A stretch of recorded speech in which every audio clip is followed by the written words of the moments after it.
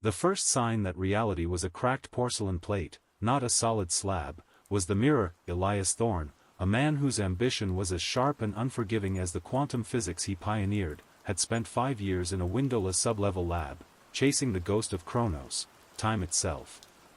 His current obsession, the temporal refractor, was a helix of superconducting wire and shimmering, dark matter-infused quartz, humming with a low, dangerous frequency. It was supposed to let him look into the past, not travel, but tonight, the dial was set to a near-impossible threshold that he stared at the observation mirror, a thick, polished steel plate meant to reflect the lab's interior. Instead, it was displaying a flicker. Not a reflection of the lab, but a brief, unsettling flash of an unfamiliar room, sparse, concrete walls, a single surgical light hanging from above, and a silhouette hunched over a work table. Elias blinked. The reflection returned, the sterile, familiar chaos of his own lab. Cognitive dissonance, he muttered, adjusting his safety glasses. Too much caffeine and not enough sleep. He turned back to the refractor. The energy surge was spiking, the quartz core glowing with an internal, unsettling amethyst light. This was it. The moment of truth. He was attempting to view a point precisely 14 seconds into the past. Simple.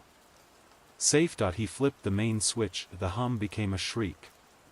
The lights in the lab flickered violently, not just dimming, but stuttering, like a video clip on a scratched DVD. He looked at the mirror again. This time, the image didn't just flicker, it held.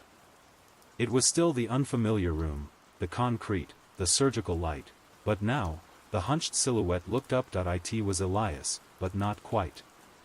The figure in the mirror was older, gaunter, with a wild, desperate look in his eyes.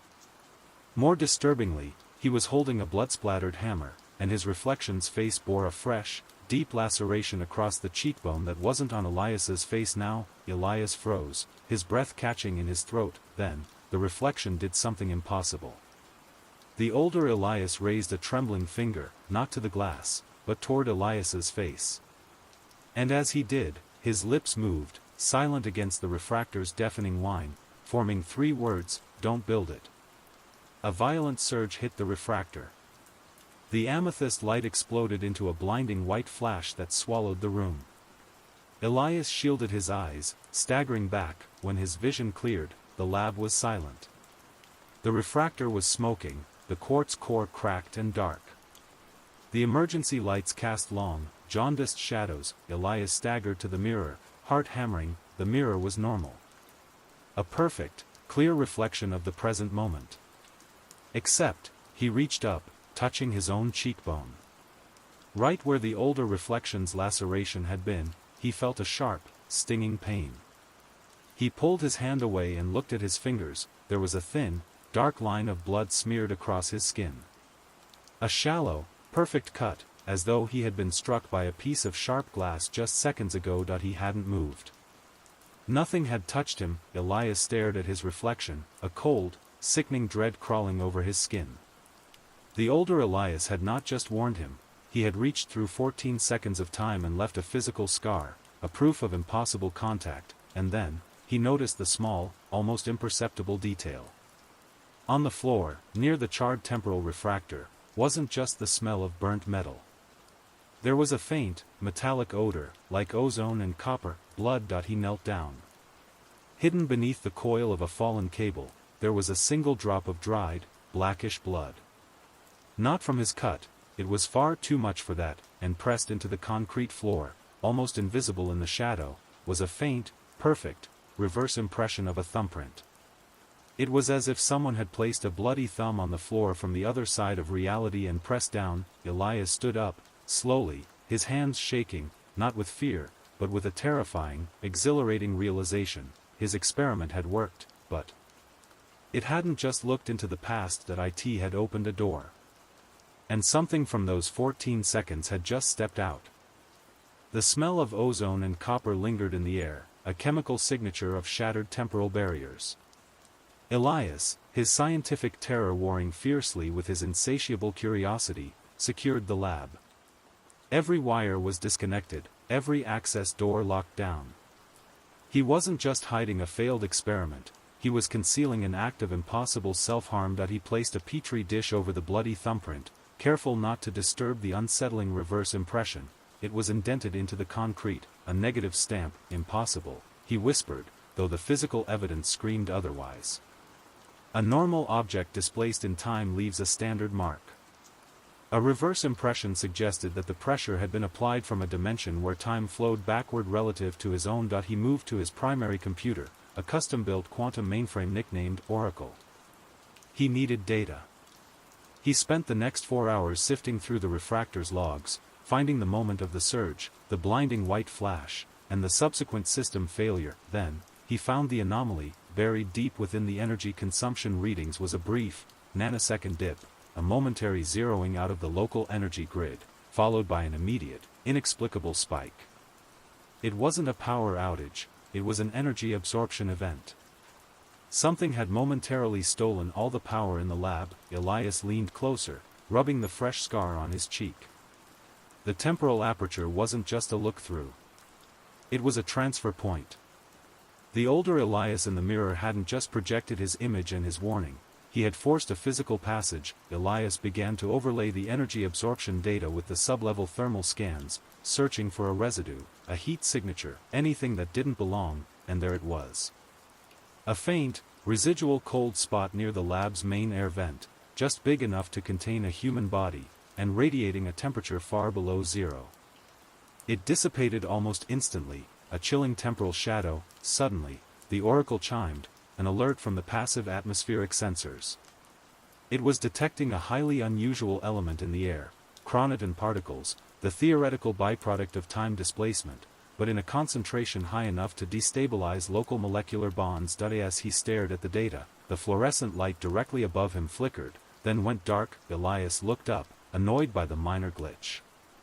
But the light didn't just fail, it rewound. He watched, horrified, as the filament, which had been perfectly intact a second ago, glowed, then solidified back into its pre-burnt state. The light hummed back to life, bright and normal. Then, it shattered. The pieces of glass didn't fall to the floor. They shot upward, reconstituting themselves into the bulb, which then dimmed, the filament dissolving into smoke, and then, it was back to normal, bright and humming. It was a chaotic, localized loop. A fraction of a second repeating endlessly, the light bulb living and dying, breaking and healing. A chilling voice, dry and rasping, seemed to echo not from the walls, but from inside Elias's own head. It was the voice of the older Elias, the one from the mirror. You call it an experiment. I call it an invitation. Elias whirled around, grabbing a heavy wrench from the nearest workbench. The lab was empty. He looked back at the light bulb. The loop had stopped.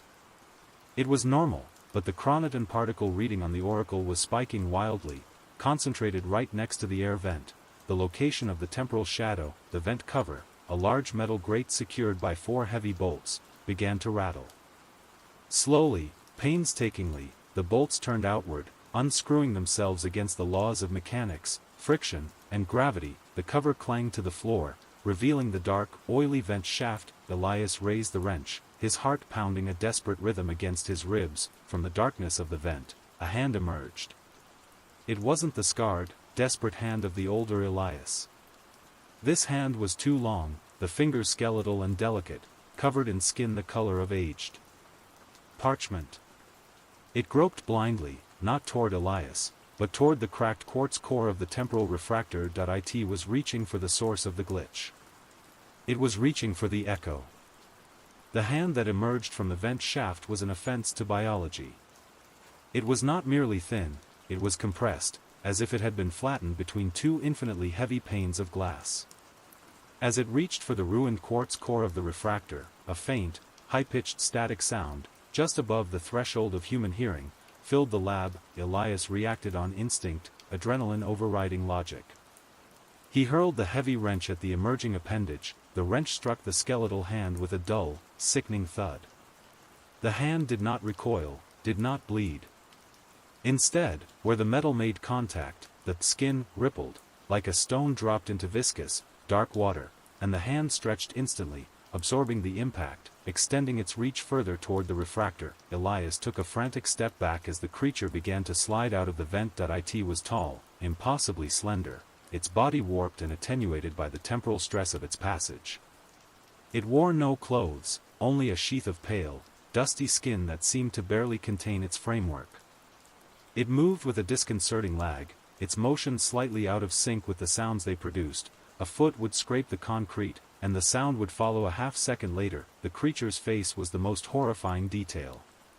It was smooth, featureless, devoid of eyes, nose, or mouth, a terrifying blank canvas of flesh, an echo, Elias thought, recognizing the chilling implication.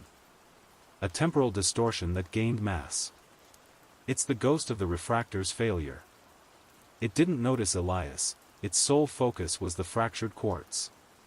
It reached out, and as its elongated fingers brushed the stone, the quartz core glowed, briefly mimicking the unsettling amethyst light from before.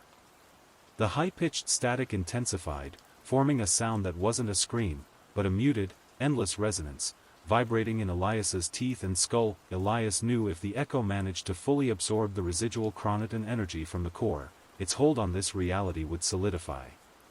It would become more than a shadow, it would become an anchor. He darted to the emergency shutdown panel, located 30 feet across the lab, ignoring the paralyzing fear. He had to hit the total energy shunt. As he ran, the echo finally registered his movement. Its blank head snapped up, following him not with eyes, but with an impossible, pervasive sense of presence. The creature didn't run. It simply disappeared and reappeared 20 feet closer to him, skipping the intervening moments of movement. It wasn't teleporting, it was cutting out the time between points A and B. Elias skidded to a stop, his mind racing. The echo was manipulating its own timeline. He tried another route, weaving around a complex network of power conduits. The echo appeared directly in his path. It moved its head, making the same unsettling, delayed static sound. Then, its smooth, blank face began to distort. It wasn't forming features, but rather a horrifying, temporary vortex where a mouth should be. The vortex began to pull the air in, and with it, the dust and small metal shavings on the floor, all swirling toward the center of the blank face. Elias felt a terrifying tug on his own existence. He wasn't being pulled physically, he felt the drag on his memory.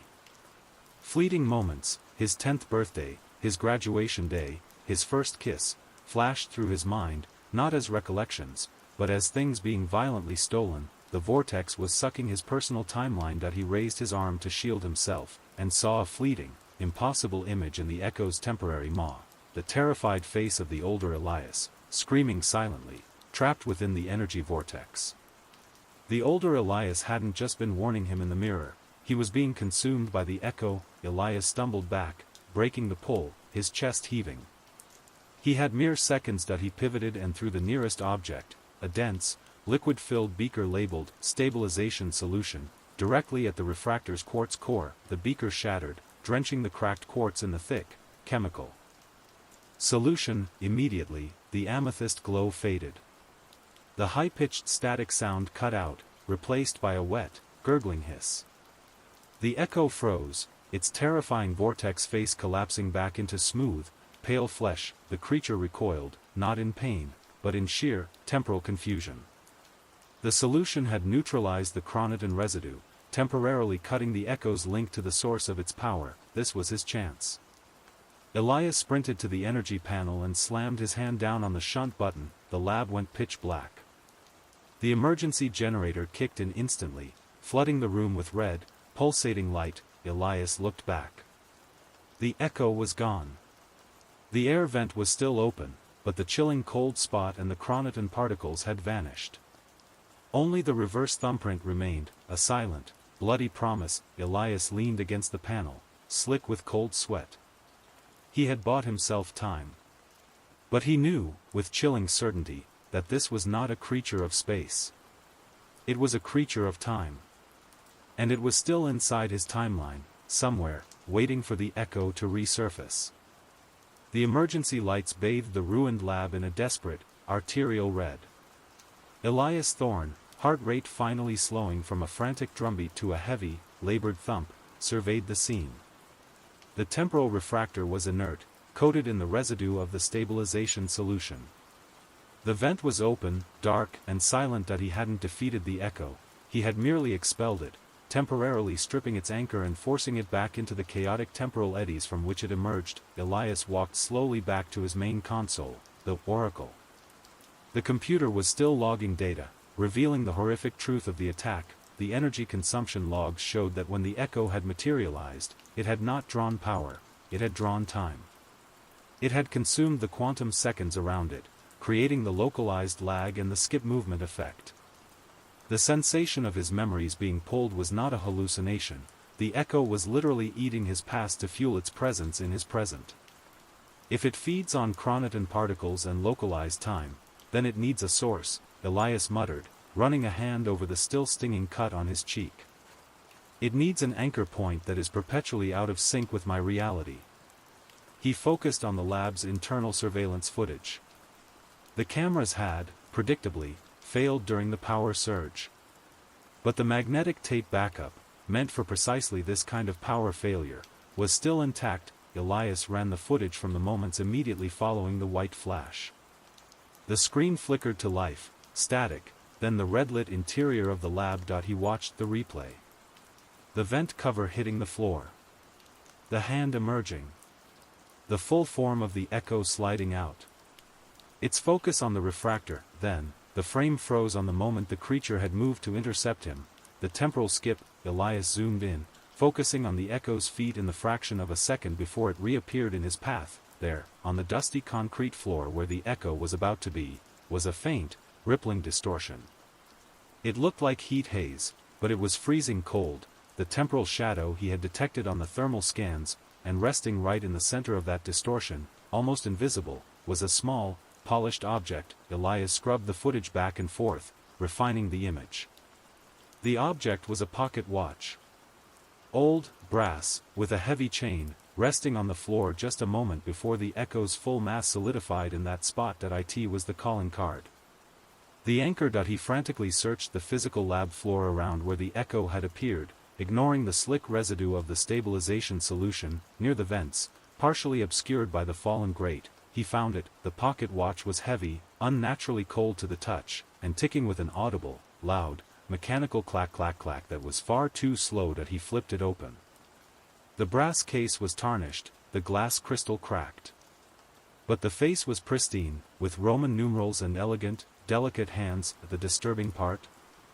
The watch had no minute or hour hands. It possessed only a single, slender, gold second hand that perpetually moved, not in a 360-degree circle, but in a chaotic, stop-start pattern, sometimes moving forward 2 ticks, sometimes jumping backward 1. It was constantly losing and regaining time, and engraved on the inside of the case, in a precise, familiar script, was a single name, E. Thorne. Elias recognized the script. It was his own handwriting. The older Elias, the one from the mirror, the one who had suffered the laceration, had carried this watch. And in his desperate attempt to warn himself, he hadn't just transferred his image and his wound, he had used this fractured, Chroniton-infused artifact as the physical anchor to force a temporal window open. The watch was a conduit. And now, the echo had emerged through it. As Elias held the watch, a sudden, blinding headache seized him. It wasn't a pain in his skull, it was a pain in his timeline. He stumbled, dropping the watch.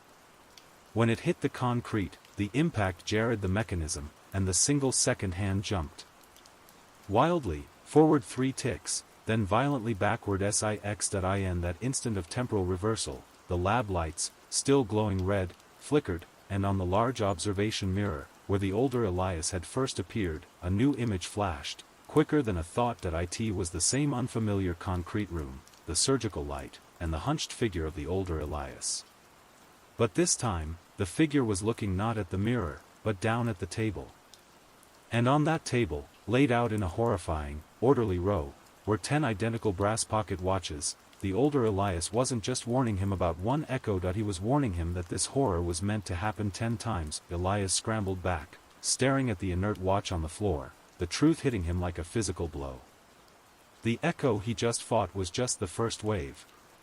The temporal refractor hadn't opened one door, it had set a 10-part countdown in motion, each watch tied to a different, escalating terror, and the older Elias was caught in the middle of them all.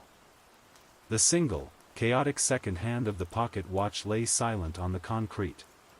The metallic clack-clack-clack had stopped, but the dread it left behind was a deafening silence. 10 watches. 10 echoes. Elias felt the familiar icy burn of scientific necessity override his survival instinct. He had to understand the sequence, the connection, and, most importantly, the goal of the entity that he carefully wrapped the inert watch in lead foil, a crude attempt to block any lingering Chroniton radiation, and placed it in a secure, shielded locker. His isolation was now his biggest threat. He needed help, or at least a resource check. That he climbed the steel staircase out of the sub-level lab, emerging into the deserted, main-floor complex of his private research facility. It was an overcast morning outside, the gray light filtering through the large windows of the administrative area. That he walked to the single landline telephone in the security office, avoiding his cell phone, too traceable, too vulnerable to the digital manipulation he suspected the Echo was capable of. He picked up the receiver and pressed the speed dial for his closest, most trusted colleague, Dr. Vivian Reyes. A brilliant mathematician with a healthy dose of skepticism. The phone rang 3 times. A sharp, digital click. Hello? Elias? Is that you? Your line is terrible, Vivian's voice crackled, laced with static. Vivian, listen to me. I need you to come to the facility immediately. I've had a catastrophic, an unstable temporal event. It's not contained. An event? Vivian's voice was distorted, the words stretching and shrinking. Elias, what's that sound? It sounds like a muted scream. Elias's blood ran cold. The muted, endless resonance that had filled his head during the Echo's attack. Vivian, ignore the noise. Do not use your phone's GPS, and do not tell anyone you are coming. Just drive here, now. A sudden, sharp burst of static erupted in the receiver, followed by the slow, loud, mechanical clack-clack-clack of the inert pocket watch he had just locked away. Elias, Vivian's voice returned, eerily calm and clear now, the distortion gone. You sound stressed. Why are you calling me from 2 days ago? Elias froze, his hand sweating against the plastic receiver. What are you talking about? The timestamp on this call, Vivian said, her tone professional, almost amused. My caller ID says you're calling me on Wednesday, November 5th, at 9:55 a.m. It's currently Monday. The Echo was manipulating the temporal signature of the communication itself. It had not only intercepted the call, but displaced it 2 days into the future, creating a bizarre time paradox designed to sow confusion and doubt. Vivian, this is important, Elias pressed, trying to ground the conversation. What are you doing 2 days from now? There was a moment of silence on Vivian's end, and then a strange, soft sigh. I'm in my office, Elias. I'm looking at your calendar. You haven't filed a safety report for the Temporal Refractor since last week.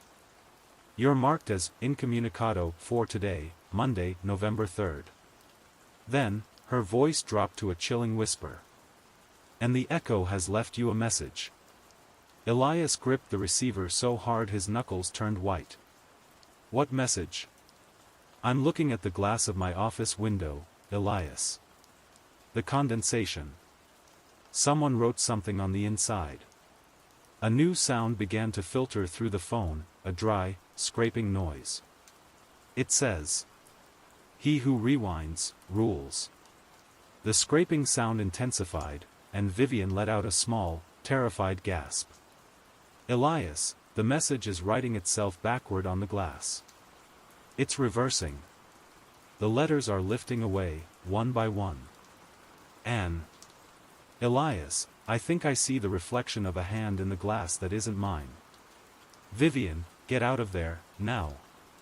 But before Elias could finish the warning, the static returned, not a burst, but a drawn-out, agonizing wail that sounded like a million voices screaming in reverse. The phone receiver went dead, replaced by a constant, ominous dial tone. Elias slammed the receiver down, trembling. The echo hadn't just delayed the call, it had used the future Vivian, 2 days from now, to deliver a warning and display its power. It could travel, manipulate, and leave its chilling mark inside his network. Inside his communication, Elias ran back to the sub-level, checking the lead-shielded locker. The watch was still there, inert, but resting on top of the locker, in the spot where the echo's hand had been resting moments before, was a small, dry splinter of wood. It was thin, jagged, and smelled faintly of pine and dust. It didn't belong in the concrete and steel lab, and pinned to the splinter, by a single, rusty, ancient nail, was a piece of white, high-quality, professional letterhead. The corner of the paper was crisp, bearing a familiar, embossed logo, Thorne Research and Development. Elias picked up the paper, his hands shaking. He recognized the paper immediately.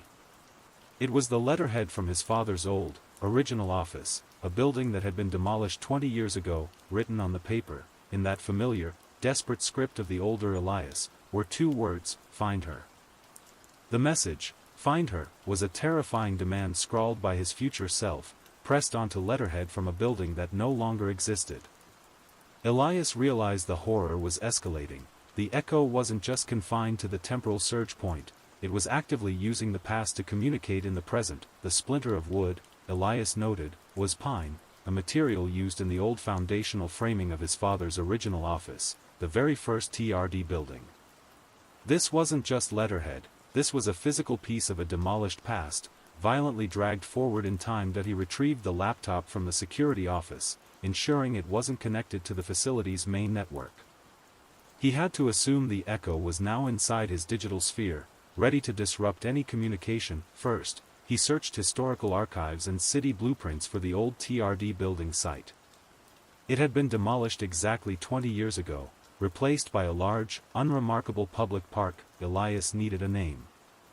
Who is her? He ran a highly filtered search on his father's old research files he hadn't accessed in years, focusing on any female collaborators or subjects who worked at the facility 20 years prior. The search yielded hundreds of names that he then cross-referenced that list with the missing persons reports filed in the 10 years immediately following the demolition. One name surfaced: Elara Vance. A brilliant architect who worked directly under Elias's father, overseeing the initial construction of the TRD building. She vanished 3 months after the building was completed, precisely 20 years and 3 months ago. The police investigation concluded she had likely left the country. The case was cold. Elias stared at her photograph, a woman with sharp, intelligent eyes, slightly unsettling even in the faded image. Architect. Building. Splinter of wood.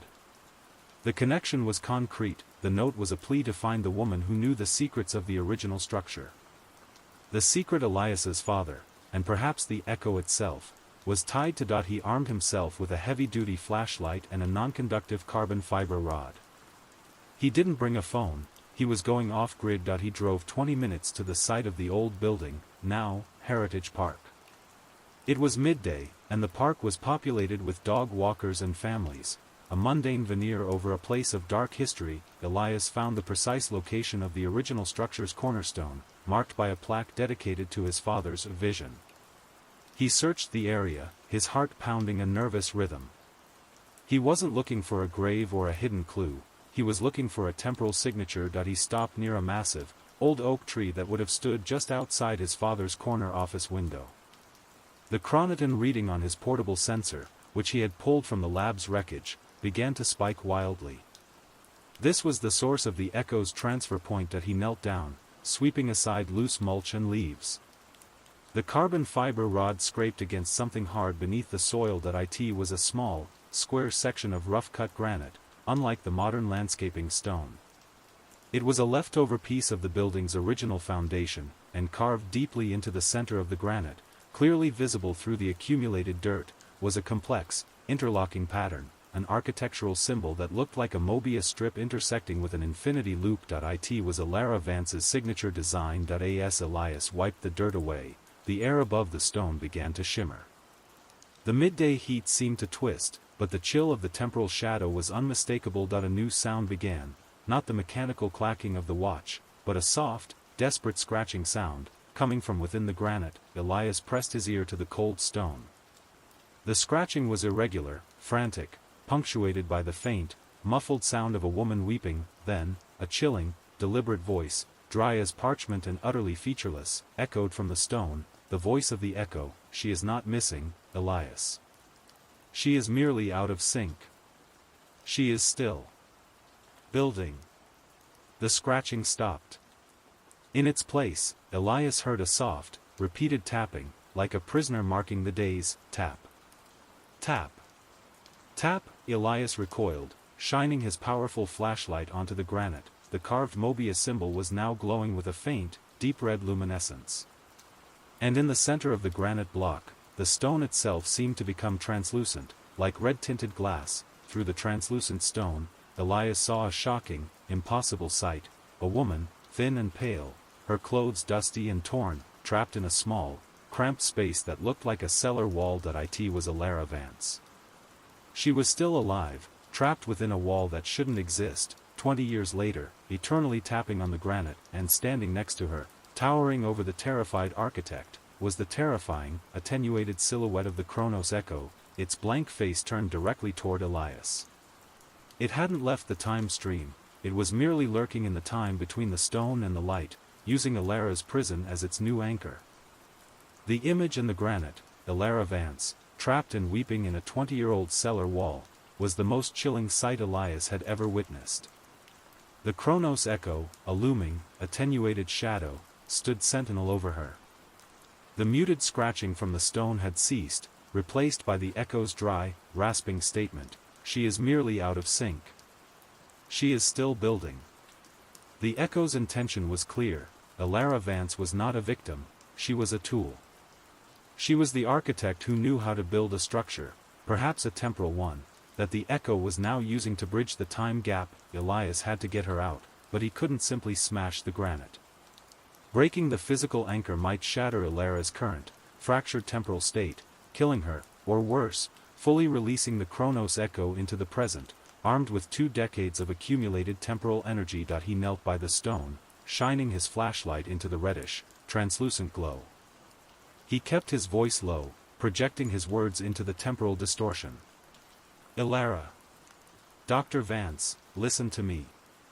I'm Elias Thorne. My father hired you. You have to tell me how to break the anchor non-destructively. Tell me the keystone." The echo turned its blank face toward the light, emitting a low, furious whine, a sound of sheer temporal friction. The granite surface under Elias's fingers began to feel impossibly soft, like wet clay, and he felt a sudden, sickening tug on his hand. The stone was attempting to rewind its own state, to revert to pre-carved quarry rock, threatening to pull Elias's hand into the past and trap it in the hardening future. Elara's spectral form in the stone struggled, her face etched with panic. Her voice, thin and brittle, seemed to vibrate directly from the Mobius carving, the counterbearing. Not the stone. The gap joint. TRD was never square. Elias understood instantly. TRD was not a standard building, it was an experimental structure designed by his quantum-obsessed father. The gap joint was an anti-vibration structural seam Elara had designed, a necessary weakness in the building's temporal geometry. He pulled his hand away just as the granite snapped back to its hard, abrasive state. He grabbed a small, geological hammer he had brought and frantically searched the perimeter of the buried granite. The gap joint had to be the point of least temporal resistance. He found it, a hair-thin seam of ancient, degraded mortar running between the captured granite and a neighboring chunk of limestone. It was barely visible, 20 years of erosion and demolition residue filling the crack. The echo was furious. Its shadow swelled, and the light from the stone intensified to a dangerous, burning red. She belongs to the sequence. You break the key, you break the timeline. Your timeline. The air around Elias plummeted in temperature. He saw his own breath instantly crystallize and fall as ice dust. The echo was using the intense temporal cold to destabilize the present moment. Elias acted fast. He took the last of the stabilization solution from his portable kit, pouring the thick liquid onto a handful of dust and grime from the ground. He had to create a temporary Chroniton dampener that he quickly packed the moist, dirty paste into the narrow gap-joint seam, then, ignoring the chilling presence of the echo, he raised his hammer and struck the center of the seam, not the granite, but the weakest point Elara had identified. Crack. The sound was not that of rock breaking, it was the sound of a single, massive clock spring snapping. The intense red light from the granite instantly died. The chilling cold vanished. The echo's spectral form dissolved, its furious whine collapsing into a distant, empty echo. The granite was just granite again, cold, dirty, and solid. Elias leaned on his knees, gasping for breath. The immediate threat was gone, but Elara Vance was not there. The stone was opaque. The cellar wall, the terrified woman, the looming shadow, all had vanished. He had neutralized the anchor, but he had not rescued the architect. Then he noticed the result of his action. The piece of granite was untouched, but its surrounding mortar was disturbed. And pressed into the now exposed, clean limestone beside the original granite block was a new marking that it was not a carving. It was an impression that it was the outline of a woman's slender body, as if she had been pressed hard against the stone for 2 decades and then instantly vanished. The imprint was coated in a fine, dry, gray powder, pulverized limestone dust, 20 years old, and in the palm of the spectral impression, sitting innocently on the dusty rock, was a small, delicate object, a silver locket. Elias picked it up. The silver was ancient and warm to the touch, impossibly heavy. He flipped it open. Inside, there was no photo. Instead, the 2 interior halves were inscribed with the same text, one written forward, the other mirrored. The wound is the door. Forward, Rude EHT side Nuo EHT. Mirror, Elara was gone, but the echo had been forced to drop a second, more personal artifact. The locket was not a key to a location, it was a key to concept. Elias was now convinced the echo was using the temporal scars, the wounds, in the timeline to cross over. He checked his wrist. The laceration on his cheek was still there, stinging, and the older Elias's pocket watch was still locked away. 2 wounds. 2 artifacts. The sequence was advancing, and now he had to figure out what was behind the next door. Elias returned to the sub-level lab under the veil of night, the events at Heritage Park, the granite, the imprisoned architect, the echo's furious presence, feeling less like reality and more like a high-grade fever dream. The silver locket, warm and heavy in his hand, was the cold proof. He placed the locket under the lab's most sensitive spectral analyzer. The results were immediate and unsettling. The silver was alloyed with pure, crystalline etherium, a hyperdense element that theoretical physicists, including Elias, believed only existed momentarily during the birth of a timeline. This artifact, like the pocket watch, was a physical impossibility. The inscription, "The wound is the door," was the core tenet of the echo's power. It wasn't creating tears in time, it was exploiting existing, traumatic breaks, wounds, in the space-time continuum to stabilize its presence. The laceration on Elias's cheek and Elara Vance's 20 years of temporal isolation were 2 such wounds. He was interrupted by a low, insistent chirp from the Oracle console. It was a system alert from the passive energy sensors embedded within the lab walls. The Chroniton particle count was rising again, not in a sudden burst like before, but a slow, ambient creep emanating from the main air vent. The echo was coming back. But this time, it was growing into the lab. Using the residual energy, Elias sprinted to the locker where he had stored the lead-wrapped pocket watch. He had to be 1 step ahead. He removed the watch and placed both the watch and the locket side by side on the refractor's inert pedestal. He connected them with 2 thin copper wires to a small, isolated energy conduit. If the artifacts are temporal anchors, they are also transmitters, Elias reasoned aloud. They're transmitting the wound they're tied to. He hit the conduit switch, sending a tiny, controlled pulse of energy into the 2 artifacts. The locket and the watch instantly shuddered, emitting a weak, high-frequency signal that the Oracle immediately captured. The screen flashed with a complex, spiraling code, the raw, digitized essence of the temporal wounds. As the Oracle translated the code, a sudden, blinding flash erupted from the observation mirror. It wasn't a reflection this time, it was a pure, violent white light emanating from the glass itself. Elias shielded his eyes. When he looked up, the light had subsided, leaving an image in the glass that was not a reflection of his lab, but a terrifying, static picture of his future. He saw the concrete room again, the single surgical light, but this time, the scene was horrifyingly clear. The gaunt, older Elias was strapped to a steel table, his chest bare, crisscrossed with surgical sutures. He was screaming, but the image was silent, the muted scream that Vivian had heard over the phone. The older Elias was not working in the room, he was the experiment. Standing over him was a team of figures, cloaked and moving with the same unsettling lag as the Chronos echo. But they weren't the echo. They were human, wearing lab coats bearing the chilling, familiar logo. TRD, his own staff, 2 decades older, was actively wounding him to create the very anomalies the echo was exploiting. And then, the central figure leaned in, a woman with familiar, sharp eyes, slightly obscured by the harsh surgical light. It was Vivian Reyes. Future Vivian, cold and detached, was holding a scalpel. She spoke directly into a nearby microphone, and her voice, calm and cruel, resonated not from the mirror, but from the Oracle speakers, overriding the silent image. Subject Thorne is stabilizing. Proceeding to wound 3, auditory trauma to generate the necessary echo frequency. Sequence must be completed. Elias felt a wave of dizzying nausea.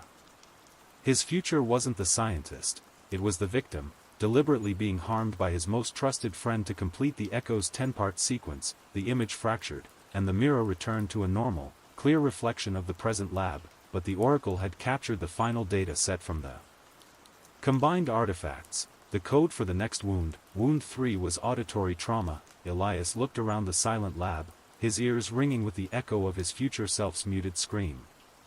The next anchor, the next artifact, would be tied to a moment of intense sonic or auditory violence. He looked at the air vent. The Chroniton count had stopped its ascent, but it hadn't receded. The echo was waiting, patient and terrifyingly intelligent, for Elias to create the next door. The sequence demanded 10 wounds. He was only at number 2. He had to prevent wound 3 from ever being created. The Oracle's chilling revelation, that his future self was the victim, and future Vivian the complicit perpetrator, had shattered Elias's remaining faith. He was trapped in a temporal loop designed to systematically generate 10 wounds, each one opening a door for a new phase of the Chronos echo. The target was wound 3, auditory trauma. The next anchor would materialize at the site of a devastating sonic event, and Elias had to prevent that event from happening. He went immediately back to his father's digitized records, specifically the TRD structural blueprints Elara Vance had overseen. The answer couldn't be random, it had to be tied to the facility's architecture. He cross-referenced the term auditory trauma with the original building stress points. One location immediately flashed on the screen, the sub-frequency relay tower. His father had built a huge, highly illegal, subterranean relay tower beneath the original TRD site, now Heritage Park, designed to transmit massive amounts of encrypted data using ultra-low frequencies. If that tower was activated today, the resulting sonic blast, while inaudible to most, would be devastatingly destructive at a molecular level, the perfect wound. Elias grabbed a heavy-duty, directional audio dampener, a device designed to focus and absorb sonic energy, and returned to Heritage Park. It was barely dawn, the park empty and shrouded in a cold mist. He returned to the gap joint where he had neutralized the granite anchor. The Chroniton sensor in his hand was now glowing a sickly, steady green, a definite, subtle energy signature deep below the surface. The tower was humming to life. He found the access point, a rusted, discreet manhole cover hidden beneath a memorial bench 20 feet from the gap joint. Elias pried the cover open and dropped into the deep, dark shaft. The air was thick with damp earth and the heavy smell of ozone. He climbed down 20 feet of rusted ladder until his boots hit the floor of a vast, cylindrical chamber. The sub-frequency relay tower was terrifying. A colossal, 20-year-old array of antennae and massive, vibrating speakers, all focused upward through the earth. They were humming with an intense, low-frequency buzz that felt like internal organ tremor. In the center of the array, flickering with a terrifying, contained power, was a control panel. And resting on the panel was a third, newly materialized artifact, a pair of tarnished copper earbuds, the wire thin and frayed. The anchor for wound 3. Elias saw the echo. It was not a fully materialized creature this time, but a shimmering, transparent haze hovering above the earbuds. It was waiting for the sonic wound to open, ready to anchor itself to the new trauma. The control panel was counting down, 3 minutes and 12 seconds until activation. Elias had minutes. He knew he couldn't simply destroy the tower, the catastrophic destruction would itself create the sonic wound. He had to absorb the energy. He positioned the directional audio dampener, setting its focus directly on the largest speaker array. He had to shunt the massive sonic energy into the dampener for just long enough to disable the tower. As he worked, the shimmering echo haze focused on him, and the low-frequency hum of the tower intensified. A new sound layered over the humming, the rapid, metallic clack-clack-clack of the pocket watch, amplified and distorted, coming from everywhere and nowhere. Then, a high-pitched, agonizing screech ripped through the air. The sound of pure auditory trauma, amplified and reversed, directly targeting Elias's inner ear. It was the future wound, being projected backward in time. Elias collapsed, his hands clamped over his ears, his body racked with dizzying pain. He felt fluid start to leak from his ears. The wound was being created preemptively by the echo's projection, but through the pain, he saw the control panel. The count had paused. The echo was using its power to attack him directly, distracting him. Elias forced himself to stand, staggering toward the control panel. He had to hit the cut off switch. He reached the panel, his vision blurring.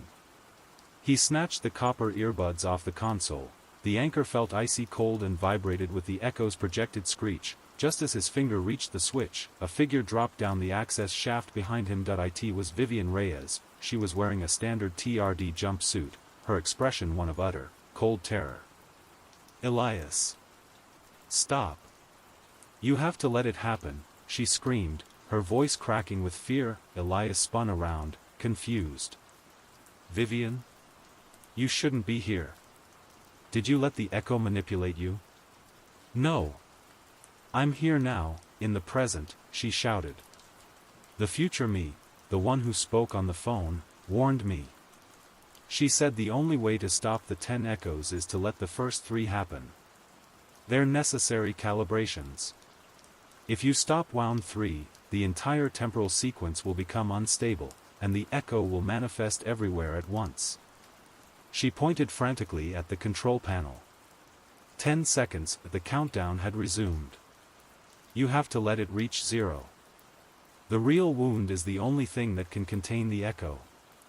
Elias looked from the terrifying array, set to unleash molecular trauma, to the desperate face of his present-day friend, and then to the shimmering haze of the echo above the speakers. If he let the countdown run, he would suffer the auditory trauma that was tied to his own gruesome future.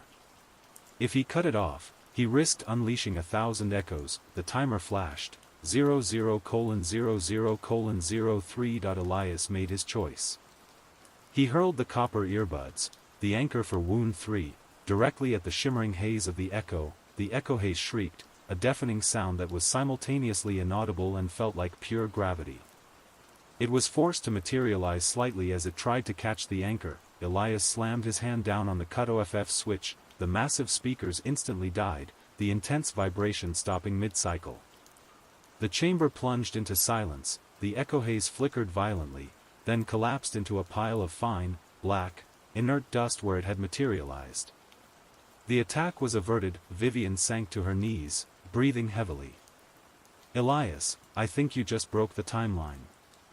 Elias looked at his hands, covered in the black dust. The copper earbuds lay among the dust, inert. Then, a sudden, blinding flash erupted from the wall panel next to the control board. A small, new artifact materialized in the metal housing, a small, dark vial of clear liquid, and etched into the glass of the vial were 2 words, in the older Elias's frantic script, the fall. The sudden silence in the subterranean chamber was deafening. Elias Thorne stood over the inert black dust of the Chronos echo, his ears ringing, the vial labeled, the fall, clutched in his bleeding hand. He hadn't just stopped the 3rd wound, he had, as Vivian warned, violently ripped the entire temporal sequence off its rails. "You should have let it happen, Elias," Vivian whispered, scrambling up. "My future self said the first 3 wounds were needed to isolate the echo's full consciousness. Now it's not contained, it's everywhere." Elias looked at the vial. It wasn't an anchor, it was a warning. The sequence isn't about the wounds, it's about the artifacts. The older me is deliberately planting them. The liquid in the vial was clear, yet viscous, with a chilling luminescence. Elias recognized it instantly: pure, concentrated Chroniton fluid. It was the substance his father had theorized could stabilize a temporal field, or destroy one. Before they could formulate a plan, the chamber began to shake violently. Not a structural tremor, but a dizzying, sickening temporal oscillation. The lights on the tower's control panel didn't just flicker, they jumped back and forth between on and off with impossible speed. Then, a sound that transcended noise, a universal static that seemed to emanate from the Chroniton fluid in the vial, from the inert pocket watch in the lab, and from the space between every atomic particle in the chamber. The Chronos echo had achieved apex state. It wasn't a shadow or a hazy outline this time. It materialized slowly, coalescing from the black dust, the ambient air, and the sheer force of temporal reversal. It was immense, filling the cavernous space. Its attenuated form was no longer pale, it was a shimmering, kinetic mosaic of all 10 of the older Elias's wounds: the laceration, the silent scream, Elara Vance's despair, and 7 future horrors Elias hadn't even experienced yet, all swirling on its featureless surface. It spoke, not with a rasp, but with a horrifying chorus of reversed voices: Elias's voice, Vivian's voice, Elara's voice, all speaking simultaneously, backwards. "Thjis fo nuo 8 si site. Emak o tid nuabmi si emit. Deteltmak si ek nux 8. Woi wonk I. This is the wound of this. Time is unbound to come. The sequence is completed. I know you." The echo extended a gigantic, 10-fingered hand toward Elias. "It's trying to reclaim the final anchor." Vivian screamed, pointing at the vial in Elias's hand.